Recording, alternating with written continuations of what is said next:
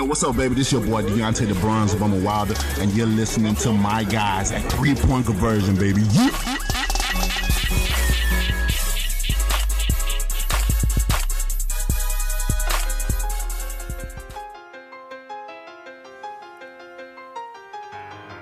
All right, we are back inside the 3-point conversion sports lounge. All right, ladies and gentlemen, you hear the music, you already know what it means. It is Battlegrounds time.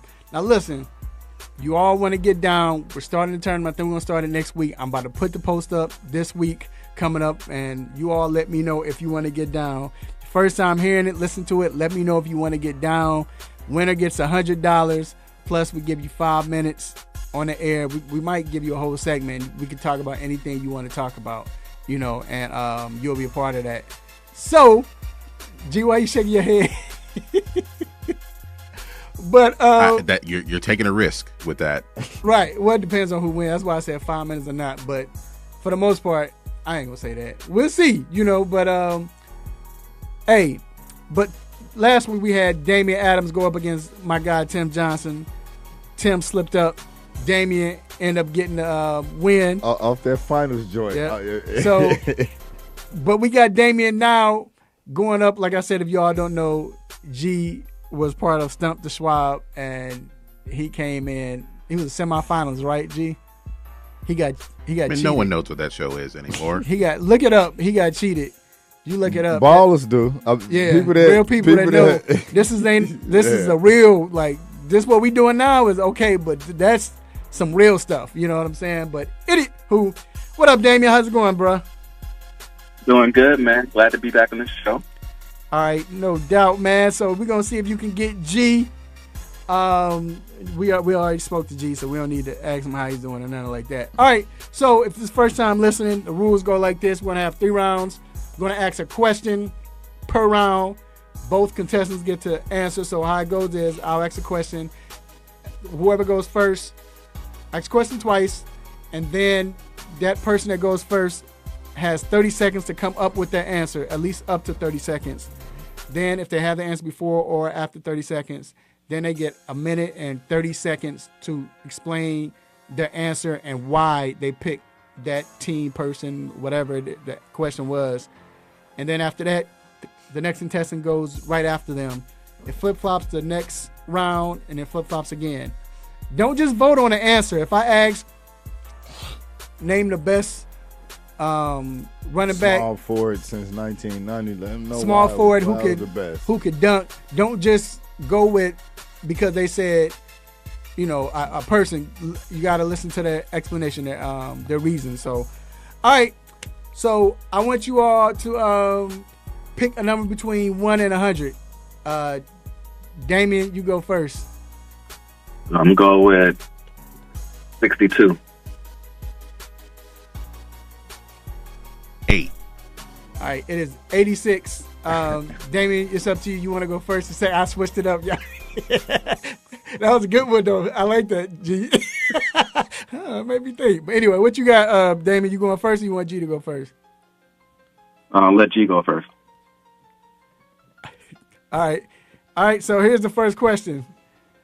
So, name an NBA player who has outplayed his expectations since 1990. Not named Jimmy Butler, James Harden, or Steve Nash. I'm asking that question one more time.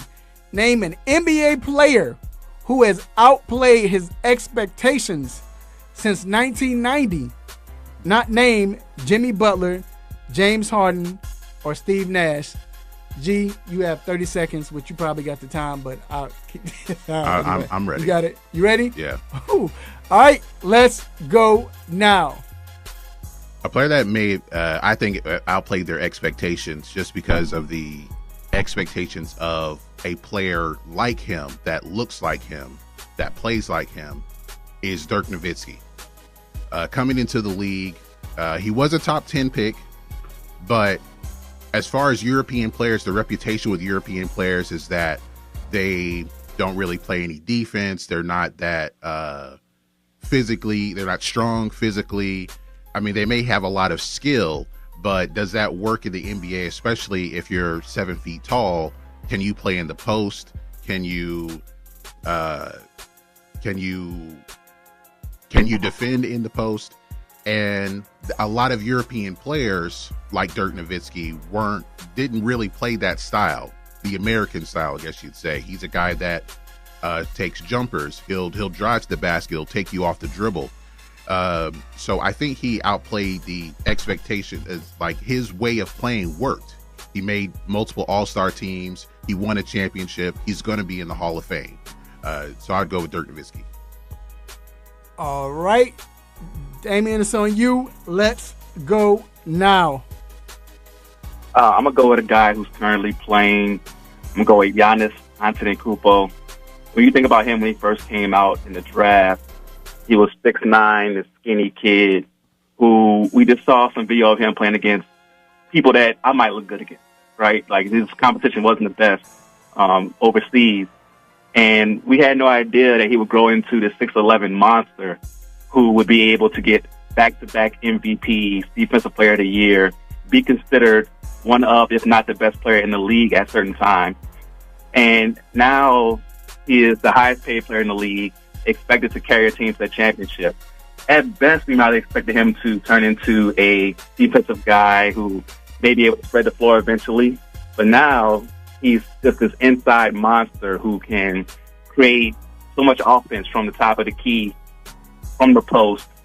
And eventually we want a jump shot, but he's dominating even without that. I don't think we ever expect that from Giannis Antetokounmpo to be a 2-time MVP and Defensive Player of the Year. So that's my answer, the Greek Freak. All right. Woof. Boy, y'all came up with some heavy hitters. Next question. Damien, you up first. G, you follow. Name a NFL defensive end since 1990 that has the best chance to get a sack against Larry Allen, not named Bruce Smith, Reggie White, Khalil Mack, or J.J. Watt. I'm going to ask that question again.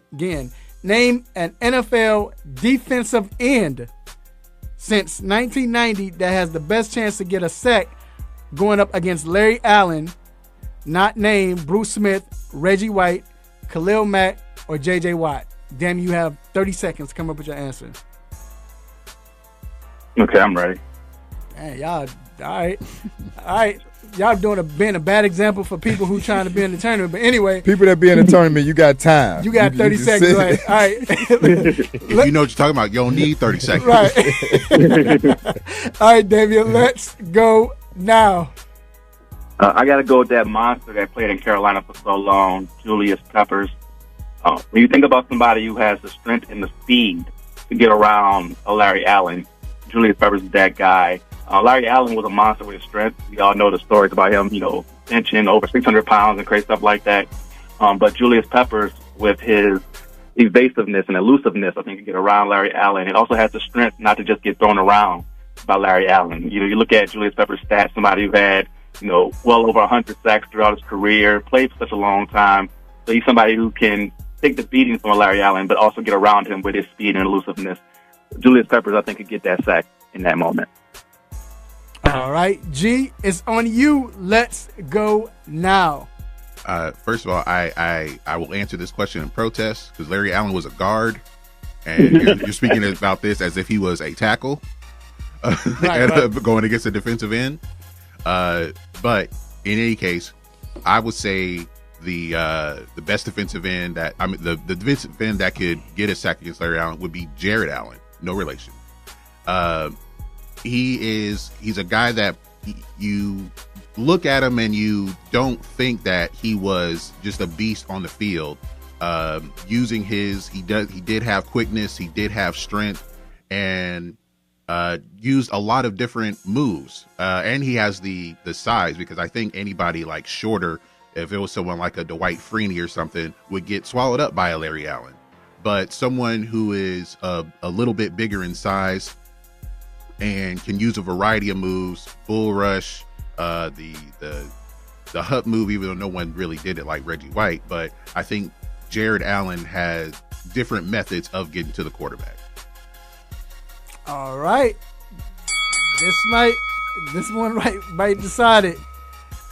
All right, G, you up first. Damon, you up next. All right.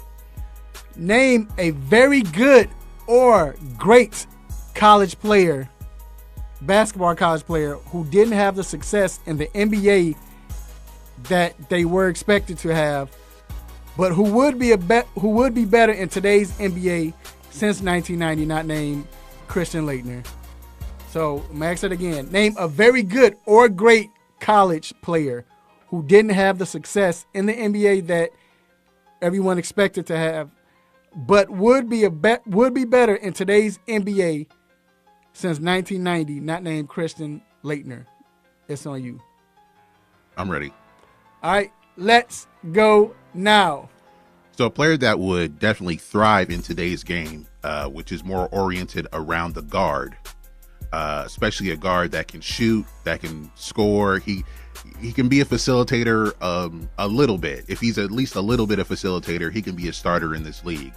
And the guy for me would be Randolph Childress out of Wake Forest.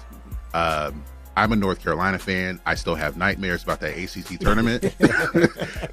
Him making Jeff McGinnis fall and him waving to him before he shot a three in his face.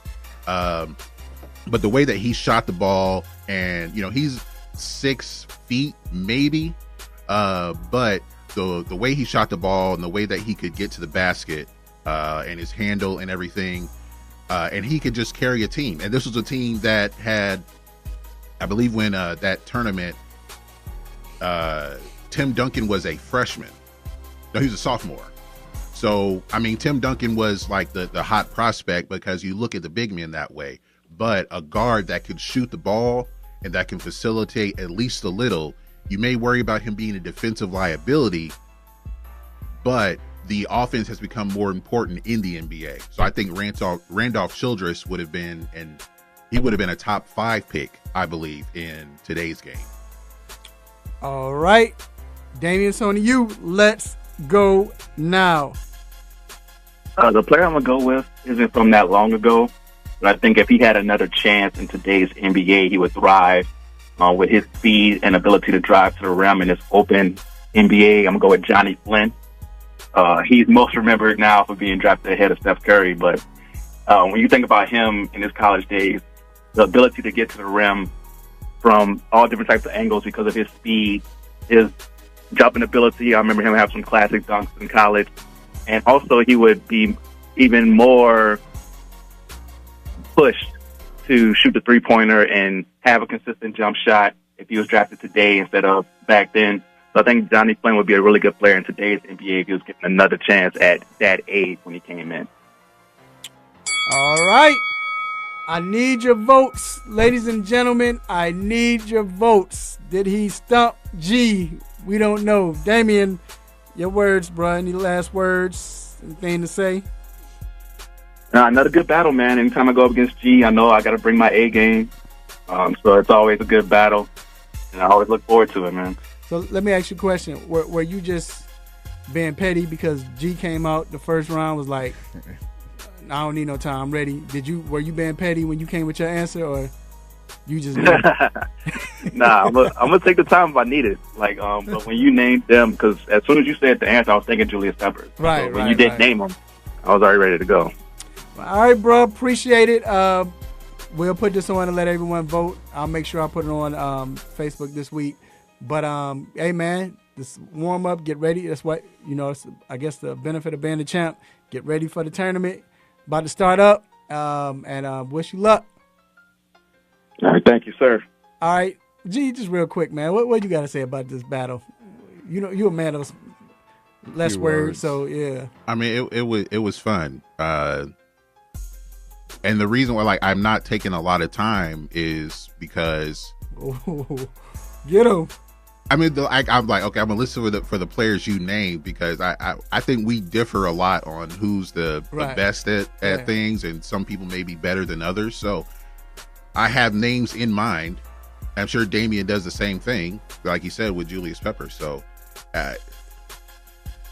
if you're locked in and processing the information as fast as you possibly can, you don't need 30 seconds.